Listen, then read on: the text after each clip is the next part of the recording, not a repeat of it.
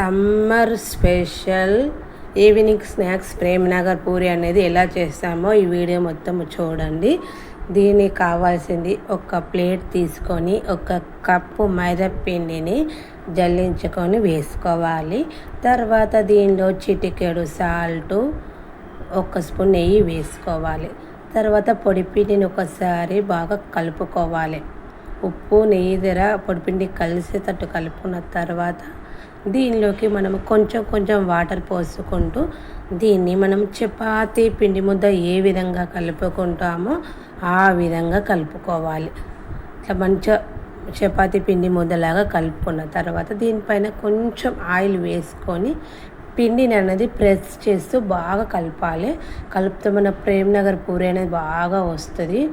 మనకు ఇప్పుడు holidays summer holidays పిల్లలు ఎప్పుడు ఇంట్లోనే ఉంటారు, ఏదో ఒకటి చేయమంటారు. కాబట్టి ఈ విధంగా ఏదో ఒకటి చేసి పెడితే వాళ్ళు కూడా చాలా సంతోషపడతారు. ఇలా తయారైన పిండిని మూత పెట్టి ఒక 10 minutes నాననివ్వాలి.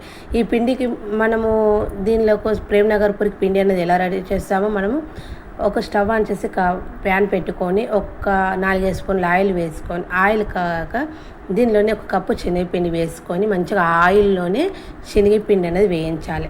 మంచి కలర్ చేంజ్ అయ్యే వరకు మనము శనగపిండి అనేది వేయించాలి.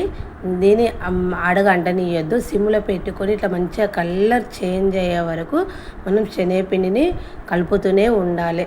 సిమ్లో పెట్టుకొని మనము కలుపుతూ ఉండాలి. కలిపితే మనకు ఇది మాడు వాసన అనేది రాదు, అడగనేది అంటదు. ఈ విధంగా వచ్చే వరకు కలపాలి.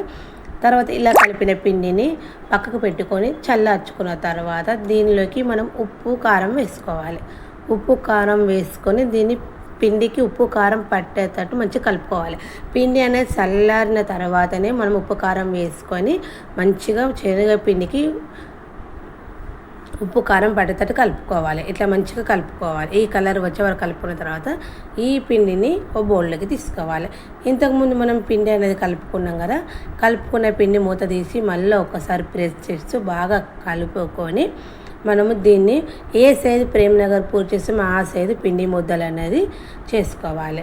మనం చపాతీ పీట తీసుకొని మంచిగా ఇట్లా రోల్ లాగా చేసుకొని చిన్నగా బాల్స్ లాగా చేసుకొని మధ్యలో ప్రెస్ చేసుకొని ఇలా పిండి ముద్దలన్నీ మనము రెడీ చేసుకోవాలి.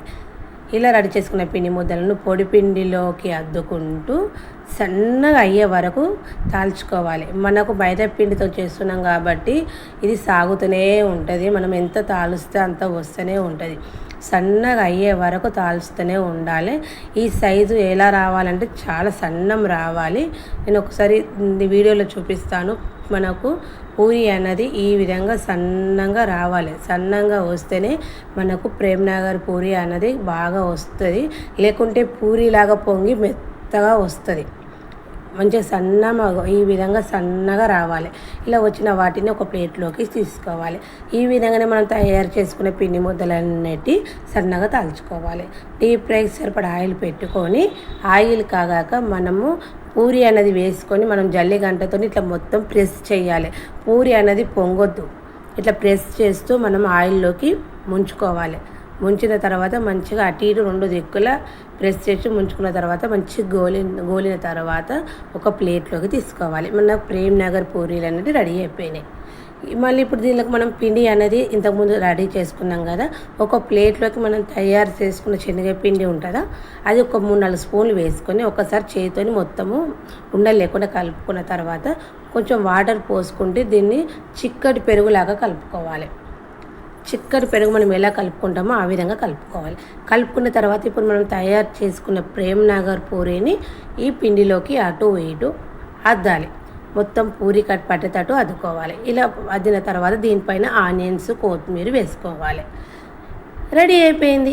ఎంతో టేస్టీ గల ఈవినింగ్ స్నాక్స్ ప్రేమ్నగర్ పూరి అనేది రెడీ అయిపోయింది.